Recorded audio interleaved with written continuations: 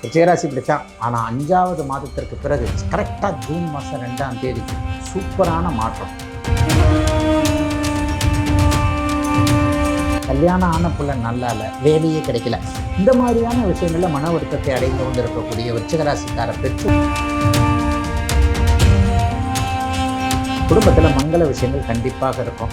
நிச்சயார்த்தம் ஆரம்பத்தில் நடந்தால் கூட ஜூன் மாதத்திற்கு பிறகு கெட்டி மேல சத்தம் குடும்பத்தில் கேட்கக்கூடிய அமைப்புகள் இருக்கிறது. கௌரவம் வரக்கூடிய பதவி உயர்வு, சம்பள உயர்வு கிடைக்கக்கூடிய அமைப்புகள் கண்டிப்பாக உண்டு. கடந்த காலத்தில் இருந்து வந்த பெரிய மன அழுத்தம், சோதனைகள் போன்றவைகள் இப்போது கண்டிப்பாக இருக்காது.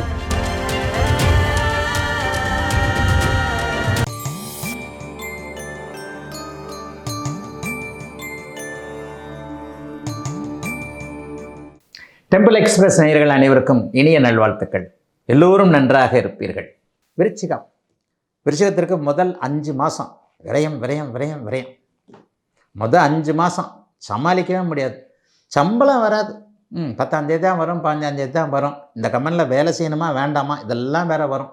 விருச்சிகராசி இப்படித்தான். ஆனால் 5வது மாதத்திற்கு பிறகு கரெக்டாக ஜூன் மாதம் 2ஆம் தேதி சூப்பரான மாற்றம். உச்சகுரு பகவான் உங்களுடைய ராசியை பார்க்க போகிறார். அதுவும் 3 ராசியில் ஒரு ராசி உங்கள் ராசி. ஆக விருச்சிக ராசிக்காரர்களுக்கு முதல் 5 மாதங்கள் கழுத்தளவு மட்டும் அப்படியே கழுத்தை மட்டும் தாங்க வெளியில் கிடத்து தெரியுது, நடுக்கடல் அப்படியே அப்படின்னு ஆடிக்கிட்டு இருக்கேன் அப்படின்ற நிலைமைகள் இருந்தாலும் கூட கவலையே படாதீங்க. பிற்பகுதி 7 மாதங்கள் விருச்சிகராசிக்காரர்களுக்கு அட்டகாசமான அமைப்புகள் உண்டு.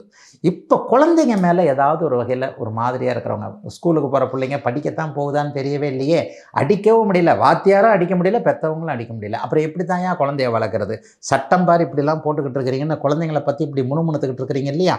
இந்த மாதிரியாக பிள்ளைகள் படிக்கத்தான் போகிறாங்களா, அல்லது காலேஜுக்கு போகிறாங்களா, அல்லது வேலைக்கு தான் போகிறாங்களா, ஃபாரினில் இருக்கிறவங்க ஃபாரினில் இருந்துக்கிட்டு என்ன பண்ணுறாங்கன்னே தெரியல. இந்த மாதிரியாக பிள்ளைகளுடைய நடவடிக்கைகள், பிள்ளைகளுடைய ஆரோக்கியம், பிள்ளைகளுடைய பணப்பிரச்சனைகள், இந்த மாதிரியான பிள்ளை கல்யாணம் ஆகலை, பிள்ளை சொல் பேச்சு கேட்க மாட்டேங்குது, கல்யாணம் ஆன பிள்ளை நல்லா இல்லை, வேலையே கிடைக்கல, இந்த மாதிரியான விஷயங்களில் மன வருத்தத்தை அடைந்து கொண்டு இருக்கக்கூடிய விருச்சிகராசிக்கார பெற்றோர்கள் எல்லோருக்குமே அப்படியே ஜூன் மாதத்திற்கு பிறகு என் பிள்ளைங்க ஒழுக்கமானவங்க, தப்பு பண்ண மாட்டாங்க, 1000 இருந்தாலும் நான் பெற்ற பிள்ளை எப்படி இருக்குது பாருன்னு அவங்கக்கிட்ட இருந்து ஒரு பெருமையான உணர்வுகள் வரக்கூடிய ஒரு நல்ல வருஷமாக இந்த வருஷம் இருக்குதுங்க. குடும்பத்தில் மங்கள விஷயங்கள் கண்டிப்பாக இருக்கும். நிச்சயார்த்தம் ஆரம்பத்தில் நடந்தால் கூட ஜூன் மாதத்திற்கு பிறகு கெட்டி மேல சத்தம் குடும்பத்தில் கேட்கக்கூடிய அமைப்புகள் இருக்கிறது.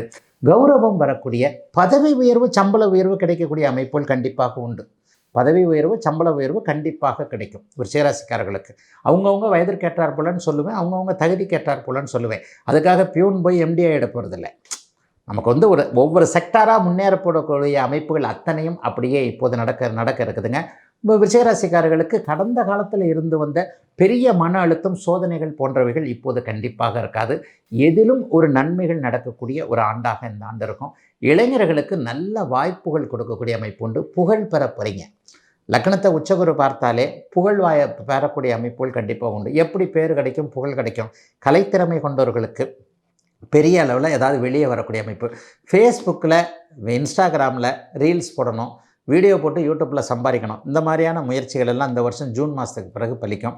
சடார்னு ஒரு அரிய நிகழ்ச்சியின் மூலமாக டக்குன்னு ஒரு மாதிரியாக பெரிய அளவில் பிரபலமாகக்கூடிய அமைப்பு இப்போது இளைய பருவத்தினர் கண்மணிகள் அனைவருக்குமே நல்ல விதமாக இருக்கிறது.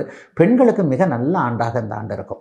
அவங்கவுங்க வயதுக்கேற்றாற் போல் கணவர் பேரில் இருந்த குறை தீர்றது, பிள்ளைங்க பேரில் இருந்த குறை தீர்றது, காதலி உறவுகள் நல்லா இருக்கிறது. காதல்லாம் இப்போ பிரேக்கப்லாம் ஆகாது, கல்யாணத்தில் தான் முடியும், வேறு வழியே கிடையாது, இருந்தாலும் கல்யாணம் பண்ணி தான் ஆகணுன்ற மாதிரி ஏதாவது ஒன்று முடிவு எடுத்து அப்பா அம்மா கிட்ட சண்டை போட்டாவது ஜூன் மாதத்துக்கு பிறகு அப்பா அம்மா சம்மதம் கொடுப்பாங்க. ஆக ஜூன் மாதத்திற்கு பிறகு படிப்படியாக ஏதாவது ஒரு நிலையில் நல்லவைகள் மட்டுமே நடக்கக்கூடிய, பருவத்திற்கு ஏற்றாற் போல, வயதிற்கு ஏற்றாற் போல யோக பலன்கள் நடக்கக்கூடிய நல்ல ஆண்டாக அமைஞ்சிருக்குங்க 2026ஆம் ஆண்டு விருச்சிகத்தினர் எல்லோருக்கும். இந்த 2026 ஐயா 2025 என்ன படுத்திருச்சு, இந்த 2026ஆவது ஓரளவிற்கு நல்லா இருக்குமா? நான் இப்படிலாம் கேட்கல. 100 கோடி ரூபாய் வேணும், 100 வீடு வேணும், அது வேணும், இது வேணும், இப்படிலாம் கேட்கல. ஒரு வாழ்வதற்கு தேவையான ஆதாரமான சில வருமானங்கள், சென்ற வருடம் இருந்ததைப் போல சோதனைகள் இந்த வருஷம் இருக்காதா என்கின்ற எண்ணங்கள் 12 ராசிக்காரர்களுக்கும் கண்டிப்பாக இருக்கும். சரி, இந்த வருஷம் பெரிய அளவில் ஏதாவது ஒன்று இருக்கா? ஒரு விஷயத்தை இதாக சொல்லலாம். ஜூன் மாதம் 2ஆம் தேதி நடக்கக்கூடிய குறுப்பெயர்ச்சியின் விளைவாக 12 வருடங்களுக்கு ஒரு முறை மட்டுமே நடக்கக்கூடிய ஒரு மிகப்பெரிய ஒரு குரு பயிற்சி இது. ஏன்னா உச்சமாகக்கூடிய ஒரு குரு பயிற்சி. குரு பகவான் உலகம் முழுக்க இருக்கக்கூடிய அனைவரையும், உலகத்தில் பிறக்கக்கூடிய சகல உயிர்களையும் நன்றாக வைக்கக்கூடிய ஒரு கிரகம். 12 வருஷத்துக்குள்ள தான் உச்சம்ன்றதை அடைகிறாரு. இப்போ இந்த வருஷத்தில் அடைகிறதுனால 12 ராசிக்காரர்களுக்கும் பெரும்பாலும் சாதகமான நல்ல பலன்களை செய்யக்கூடிய ஒரு நல்ல அமைப்பு தான் குருவின் மூலமாக ஜூன் மாதம் 2ஆம் தேதியிலிருந்து ஆரம்பிக்குது. வேற ஏதாவது கிரக பயிற்சி இருக்கா? வருடாந்திர கிரக பயிற்சின்றது 3 தான். இந்த ராகு கேது சனி பயிற்சி, குரு பயிற்சி. சனி பகவான் மீன வீட்டிலேயே வருடம் முழுவதும் இருக்கிறாரு. அவர் இந்த தடவை எந்த இடத்திற்கும் மாறலை, ஒரே வீட்டில் தான், மீன வீட்டில் தான் இருக்கிறாரு. ராகு கேதுவும் கிட்டத்தட்ட இந்த வருஷம் முழுக்க ஒரே வீட்டில் தான் இருக்கிறாங்க. கும்பத்திலையும் சிம்மத்திலையும் இருக்கிறாங்க. ஆனால் கடைசியில் டிசம்பர் மாதம் முதல் வாரத்தில் ராகு கேது பயிற்சி நடக்குது. அப்போ இந்த வருடத்தின் கடைசி மாதத்தில் நடக்கக்கூடிய அந்த பயிற்சி பெரிய அளவில் தாக்கங்களை ஏற்படுத்தாது. ஆக சனி ராகு ஒரே இடத்தில் இருக்கிறார்கள். சனி ராகு கேது ஒரே இடத்தில் இருக்கிறார்கள். குரு பகவான் மட்டும் ஜூன் 2ஆம் தேதி கடக வீட்டிற்கு உச்சமாக மாறி, அதற்கப்புறமா அதிசாரமாக அப்படியே சிம்மத்திற்கும் மாறி அப்படி இப்படி வந்துக்கிட்டு இருப்பார். அது ஒன்று தான் ஒரு நிரந்தரமான பயிற்சி. மற்றபடி குரு பகவான் வலிமையான ஒரு இடங்களில் இந்த வருடம் முழுவதும் இருக்கின்ற காரணத்தினால உலகத்தில் இருக்கக்கூடிய எல்லாருக்கும் ஓரளவுக்கு நல்ல பலன்கள் தான் தரும் அப்படின்றத சொல்லுவேன். இப்போது கஷ்டப்பட்டு இருக்கக்கூடிய வருடம்ன்றது என்ன? போன வருஷம் கஷ்டப்பட்டவங்களுக்கு ஓரளவுக்காவது ஒரு நல்ல பலன் தரக்கூடிய அமைப்பு தான். இப்போது தனித்தனியாக மேஷம் முதல் மீனம் வரையிலான 12 ராசிக்காரர்களுக்கு என்ன பலன்கள் நடக்கும் அப்படிங்கிறத பார்த்துடலாம். இந்த 2026 ஐயா 2025 என்ன படுத்திருச்சு. இந்த 2026வது ஓரளவுக்கு நல்லா இருக்குமா? நான் அப்படி இப்படிலாம் கேட்கல. 100 கோடி ரூபாய் வேணும், 100 வீடு வேணும், அது வேணும், இது வேணும், அப்படி இப்படிலாம் கேட்கல. ஒரு வாழ்வதற்கு தேவையான ஆதாரமான சில வருமானங்கள், சென்ற வருடம் இருந்ததைப் போல சோதனைகள் இந்த வருஷம் இருக்காதா என்கின்ற எண்ணங்கள் 12 ராசிக்காரர்களுக்கும் கண்டிப்பாக இருக்கும். சரி, இந்த வருஷம் பெரிய அளவில் ஏதாவது ஒன்று இருக்கா? ஒரு விஷயத்தை ஒரு இதாக சொல்லலாம்.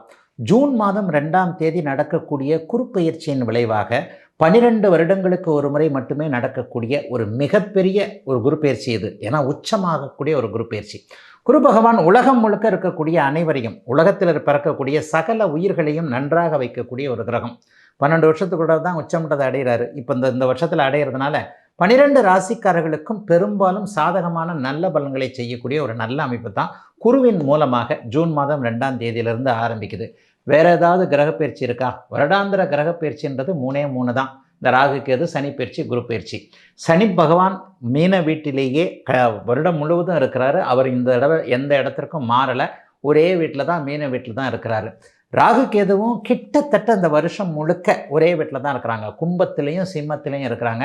ஆனால் கடைசியில் டிசம்பர் மாதம் முதல் வாரத்தில் ராகு கேது பயிற்சி நடக்குது. அப்போ இந்த வருடத்தின் கடைசி மாதத்தில் நடக்கக்கூடிய அந்த பயிற்சி பெரிய அளவில் தாக்கங்களை ஏற்படுத்தாது. ஆக சனி ராகு ஒரே இடத்தில் இருக்கிறார்கள். சனி ராகு கேது ஒரே இடத்தில் இருக்கிறார்கள். குரு பகவான் மட்டும் ஜூன் 2ஆம் தேதி கடக வீட்டிற்கு உச்சமாக மாறி, அதற்கப்புறமா அதிசாரமாக அப்படியே சிம்மத்திற்கும் மாறி அப்படி இப்படி வந்துக்கிட்டு இருப்பார். அது ஒன்று தான் ஒரு நிரந்தரமான பயிற்சி. மற்றபடி குரு பகவான் வலிமையான ஒரு இடங்களில் இந்த வருடம் முழுவதும் இருக்கின்ற காரணத்தினால உலகத்தில் இருக்கக்கூடிய எல்லாருக்கும் ஓரளவுக்கு நல்ல பலன்கள் தான் தரும் அப்படின்றத சொல்லுவேன். இப்போது கஷ்டப்பட்டு இருக்கக்கூடிய வருடம்ன்றது என்ன? போன வருஷம் கஷ்டப்பட்டவங்களுக்கு ஓரளவுக்காவது ஒரு நல்ல பலன் தரக்கூடிய அமைப்பு தான். இப்போது தனித்தனியாக மேஷம் முதல் மீனம் வரையிலான 12 ராசிக்காரர்களுக்கு என்ன பலன்கள் நடக்கும் அப்படிங்கிறத பார்த்துடலாம்.